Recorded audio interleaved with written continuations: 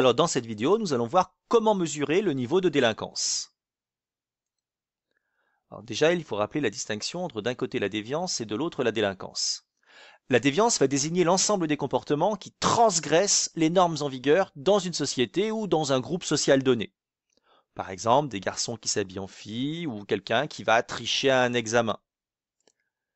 La délinquance, elle, correspond en fait à tous les comportements qui vont transgresser une norme juridique et qui vont faire l'objet d'une sanction. Ce sont donc des contraventions, des délits, des crimes. On voit bien que la déviance constitue en fait un tout, un ensemble, au sein duquel on peut trouver la délinquance. Alors sachant que dans certains cas, il est vrai que ce n'est pas toujours évident de pouvoir distinguer l'un de l'autre.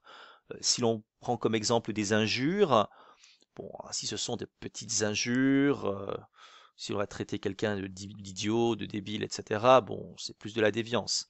Mais si ce sont des injures publiques à caractère raciste, sexiste, homophobe ou même handiphobe, il faut savoir que là, cela relève de la délinquance, puisque l'individu qui va proférer ces injures s'expose jusqu'à 6 mois de prison, ainsi qu'une amende qui dépasse les 20 000 euros. Alors, comment peut-on mesurer la délinquance? Les chiffres officiels de la délinquance sont le résultat des plaintes qui ont pu être déposées, enregistrées auprès des services de police et de gendarmerie. Par contre, une partie des actes délinquants n'apparaît pas dans les statistiques officielles.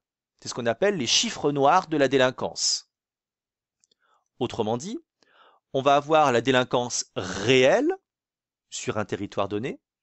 Cette délinquance réelle, en fait, se décompose en deux. D'un côté, on va avoir les chiffres officiels de la délinquance tels qu'ils sont mesurés par les services de police et de gendarmerie. Et d'un autre, on va avoir les chiffres noirs de la délinquance, autrement dit, les comportements délinquants, criminels, qui ont eu lieu, mais qui ne sont pas apparus dans les statistiques officielles de la police et de la gendarmerie. Alors, pourquoi y a-t-il justement des chiffres noirs de la délinquance? Il faut savoir que certaines victimes ne portent pas plainte, que ce soit par peur de représailles, par exemple, par honte, on pense notamment aux personnes qui sont victimes d'un viol. Il faut savoir également que les contraventions sont exclues des statistiques de la délinquance. Donc on peut dire que les chiffres officiels de la délinquance sont minorés. Enfin, il y a des actes délinquants qui ne touchent pas des personnes, mais qui touchent des biens collectifs, par exemple, et qui très souvent n'ont pas comme conséquence des dépôts de plainte, puisque ce sont des biens collectifs. Alors il faut également savoir que les chiffres officiels de la délinquance sont très dépendants des comportements des services de police. Si par exemple le ministère donc de l'Intérieur décide de donner la priorité à la lutte contre le trafic de drogue, il y aura donc davantage de perquisitions, davantage d'arrestations liées bien évidemment au trafic de drogue, ce qui aura comme conséquence une augmentation des chiffres officiels de la délinquance liés au trafic de drogue. En fait, dans tous les cas, il y avait bien évidemment des actes délictueux liés au trafic de drogue. Simplement, une partie de ceux-ci était dans les chiffres noirs de la délinquance. Si les services de police décident d'accentuer bien évidemment leur activité en luttant spécifiquement contre ce trafic, automatiquement, cela va accroître les statistiques officielles de la délinquance dans ce domaine-là. Alors, afin justement de compléter les statistiques officielles et d'essayer de mieux pouvoir quantifier les chiffres noirs de la délinquance, on a mis en place des enquêtes de victimation.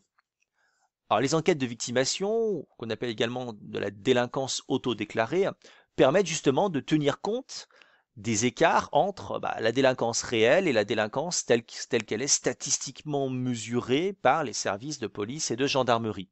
En fait, c'est la délinquance vécue et non pas seulement la délinquance qui est officiellement connue. Alors concrètement, comment fonctionnent les enquêtes de victimation? En fait, les individus sont interrogés directement sur les actes de violence, de vol qu'ils ont subis et qu'ils n'ont pas nécessairement déclarés, comme on a pu le voir précédemment, mais également les actes de violence, de vol qu'ils ont pu observer, dont ils ont été témoins, mais aussi sur leur ressenti, sur le climat, en fait, qui peut exister dans le lieu dans lequel ils vivent. Ces enquêtes sont réalisées chaque année auprès d'un échantillon représentatif d'environ 15 500 ménages. Alors, les données statistiques sur la délinquance, elles sont donc constituées en fait de deux choses.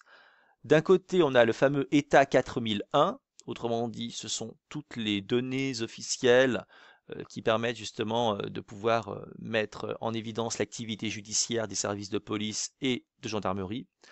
Et d'un autre côté, on a les enquêtes de victimation.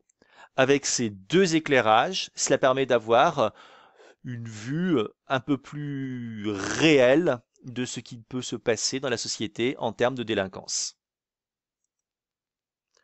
Pour terminer, je vous ai mis cette citation de Mark Twain.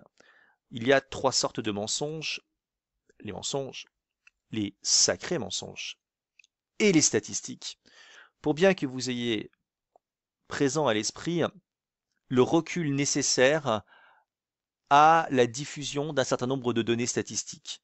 Comme on a pu le voir en étudiant la délinquance, on voit qu'il y a les statistiques officielles, on voit qu'il y a des chiffres noirs, on voit que les statistiques officielles peuvent également être influencées par des comportements spécifiques, par des priorités.